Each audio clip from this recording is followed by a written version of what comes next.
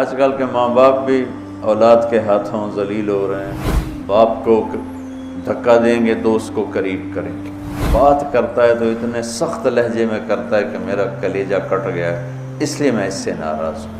اپنے ماں باپ کے آگے ذلت کے پر بچھا دے تو ہم صبح نکلتے شکار کے لیے، تھوڑا اڑتا اور پھر گرتا، اور ادھر سے آواز آتی محمد، تو میں اپنی ماں کے لیے نماز توڑ دیتا۔ وَقَضَىٰ رَبُّكَ أَلَّا تَعْبُدُوا إِلَّا إِيَّاهُ، کہ اللہ اپنے لیے جو مطالبہ کر رہا ہے، جہاں والدین کا اور اللہ کا مطالبہ اکٹھا آتا ہے تو اللہ اپنا مطالبہ مختصر کر دیتا ہے، مختصر ایک جملہ۔ اب یہاں بھی اللہ والدین کی عظمت بتانا چاہتا ہے تو اپنا مطالبہ وَقَضَىٰ رَبُّكَ أَلَّا تَعْبُدُوا إِلَّا إِيَّاهُ، میرا رب کہتا ہے بندگی صرف اللہ کی ہے۔ اس کے بعد اللہ نے والدین کے حق کو کیا خوبصورت بیان کیا ہے، سب سے زیادہ یہاں خوبصورت کر کے بیان کیا۔ وَبِالْوَالِدَيْنِ إِحْسَانًا، احسان کی بات پہلے ہو چکی ہے کہ والدین کی خدمت کا وہ مقام جس سے آگے کوئی مقام نہ ہو، وہاں تک۔ اس لیے ایک حدیث میں آتا ہے کہ اولاد ماں باپ کی خدمت کا حق ادا ہی نہیں کر سکتی۔ ایک آدمی نے عبداللہ بن عمر سے پوچھا کہ میں نے اپنی ماں کو وہ کندھے پہ بٹھا کے سارا حج کرایا پیدل، تو میں نے اپنی ماں کا حق ادا کر دیا؟ تو انہوں نے فرمایا وَلَا زَفْرَةً وَاحِدَةً، کہ تیری ماں نے تجھے پالتے ہوئے جو تھک تھک کے لمبے سانس، اس کو زفرہ کہتے ہیں، آواز کے ساتھ سانس لینا، کہ ابھی ایک سانس کا حق بھی ادا نہیں ہوا۔ اس کا مطلب یہ نہیں کوئی ایک اور حج کروائے گا تو ایک سانس کا حق ادا ہو جائے گا، یہ کہنے کا مطلب تھا کہ یہ حق ادا ہو نہیں سکتا۔ ایک شخص نے اپنی ماں کو ایران کا صوبہ خراسان، کچھ افغانستان میں کچھ ایران میں، یہاں سے کندھے پر پیدل گیا، ماں کو کندھے پہ بٹھا کر پیدل مکے پہنچا، حج کروا کے عبید اللہ بن عمیر رحمۃ اللہ علیہ سے پوچھنے لگا کہ میں نے ماں کو خراسان سے اٹھایا اور آ کر یہاں میں نے ان کو طواف کروایا، حج کروایا، تو کیا میں نے ماں کا حق ادا کر دیا؟ تو انہوں نے فرمایا وَلَا طَلْقَةً وَاحِدَةً۔ طلقہ کسے کہتے ہیں؟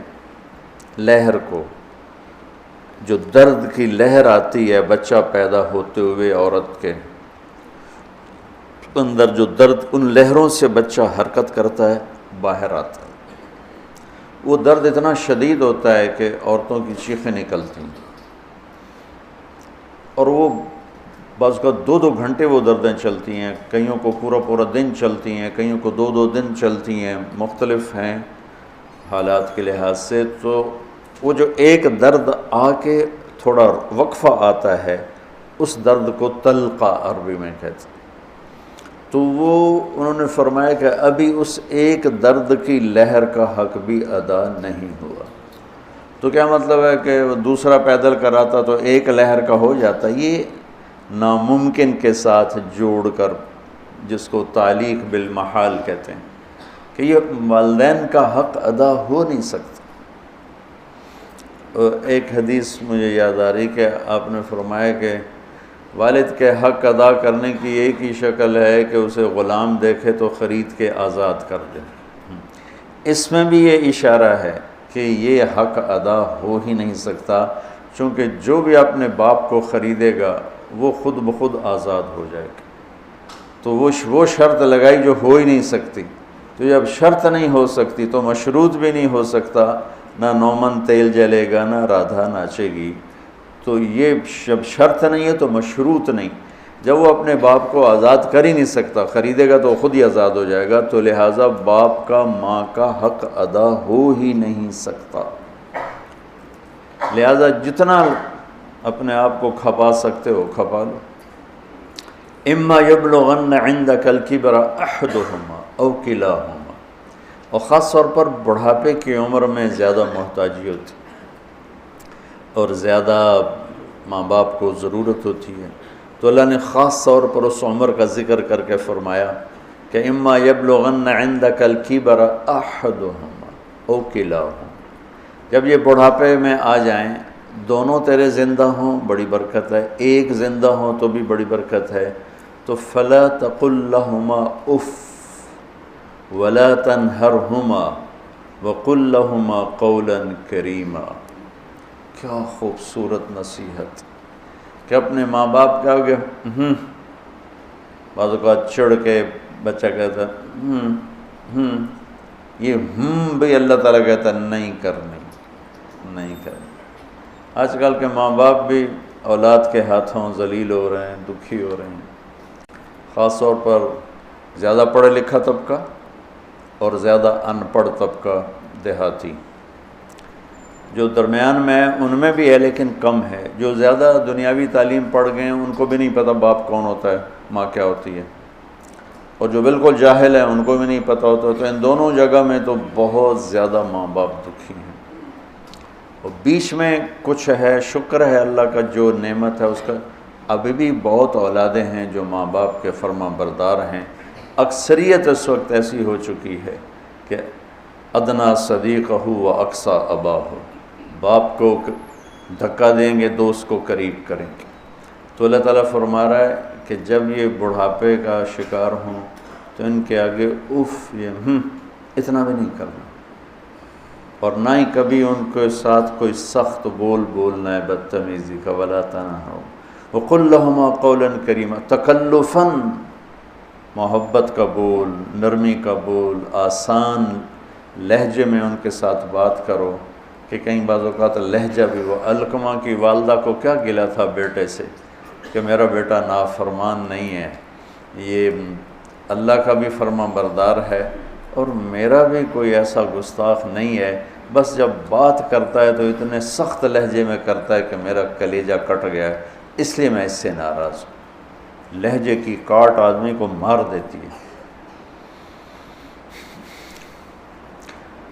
وَاخْفِضْ لَهُمَا جَنَاحَ الذُّلِّ مِنَ الرَّحْمَةِ وَقُلْ رَبِّ ارْحَمْهُمَا كَمَا رَبَّيَانِي صَغِيرًا۔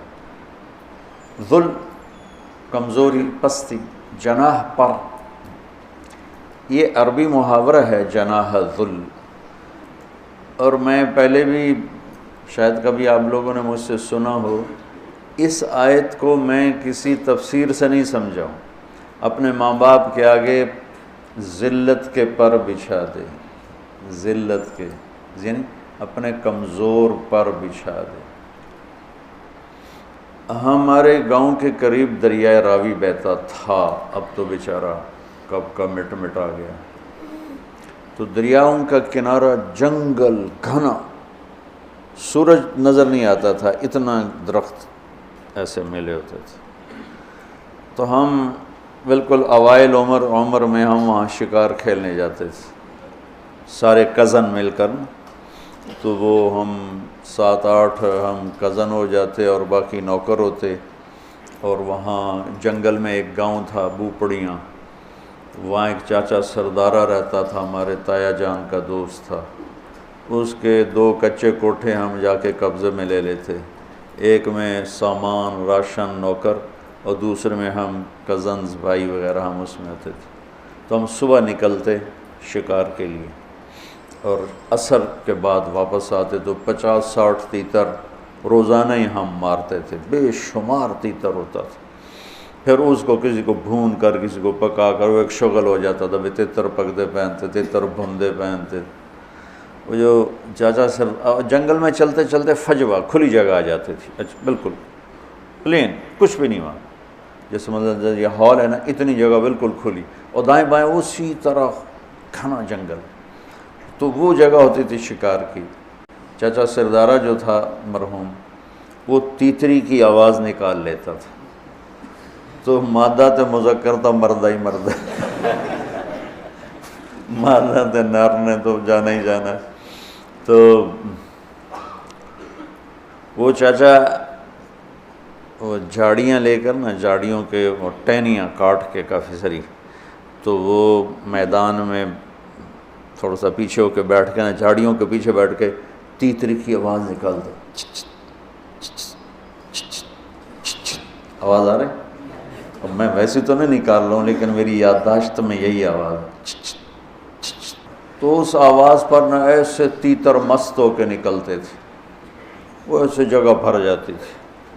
تو وہ ہمارے پاس وہ بندوقیں ہوتی تھیں، کارتوس چھوٹا چھرا ہوتا تھا، تو ہم فائر مارتے تھے، ٹھا ٹھا ٹھا ٹھا ٹھا ٹھا۔ وہ اندھا دھند فائر ہوتا تھا، تو کسی کو جس کی زندگی باقی ہوتی تھی اس کو نہیں لگتا تھا، وہ اڑ جاتا تھا، اور جنہوں نے ہمارے مقدر میں ہونا تھا ان کو لگ جاتی تھی، تو وہ یوں اوپر جا کے نیچے گرتے تھے ایسے۔ کسی کو بہت زور کا لگا تو وہیں گر جاتا، اور کسی کو ایسے سینے میں دل میں ایسا نہیں لگا، دائیں بائیں لگا، تو تھوڑا اڑتا اور پھر گرتا، اور گر کے اس کے پر یوں ہو جاتے اور سر اس کا یوں ہو جاتا تھا، ایک طرف ٹانگیں ہو جاتی، ایک طرف اس کا سر ہو جاتا، ایک طرف اس کے بازو ہو جاتے، اس کے پر۔ میں اس آیت کو اس منظر سے سمجھا ہوں، جناح الذل من الرحمہ۔ اب کسی تفسیر کی بات نہیں بتا رہا ہوں کہ اللہ تعالیٰ کہہ رہا ہے جیسے پرندہ زخمی ذبح ہونے کے لیے اپنے آپ کو پیش کرتا ہے، ماں باپ کے آگے اپنے آپ کو پیش کرتا، من الرحمہ، محبت کی وجہ سے، رحمت کی وجہ سے، مجبوری کی وجہ سے۔ تو وہ بھی زبان حال سے کہہ رہا ہوتا ہے، ہن جو مرضی کا باہیں کو کے کھا تو باہیں ایویں کھا، ہن تو میں تیرے حوالے ہاں کہ میرے پروں میں جان نہیں ہے، پروں میں جان نہیں ہے۔ تو یہی تعبیر، ورنہ ہمارے کوئی پر تو نہیں، ہمارے تو بازو ہیں، بازو بچھا دو۔ ترجمہ تو ایسے ہی کرتے ہیں کہ اپنے بازو بچھا دو۔ بازو بچھانا بھی محاورہ ہے، مطلب ہے کہ ان کے سامنے پوری طرح جھک جاؤ، اور پھر ان کو وقر رب ارحمہما کما ربیانی صغیرا، یا اللہ انہوں نے جیسے مجھے پالا بچپن میں تو ان پر رحم فرما۔ ابو ہریرہ رضی اللہ عنہ روزانہ صبح جب گھر سے نکلتے تو اپنی ماں کو کہتے السلام علیک یا اماں رحمک اللہ کما ربیتنی صغیرا، اور آگے وہ کہ ورحمک اللہ یا بنی کما بررتنی کبیرا، وہ آگے یہ کہتی ورحمک اللہ یا بنی کما بررتنی کبیرا۔ یہ ماں بیٹے کا تعلق ہے۔ اللہ کے نبی نے اس خواہش کا اظہار فرمایا کہ اگر میری ماں زندہ ہوتی اور میں عشاء کی نماز کے مصلی پہ کھڑا سورہ فاتحہ پڑھ رہا ہوتا اور ادھر سے آواز آتی محمد، تو میں اپنی ماں کے لیے نماز توڑ دیتا۔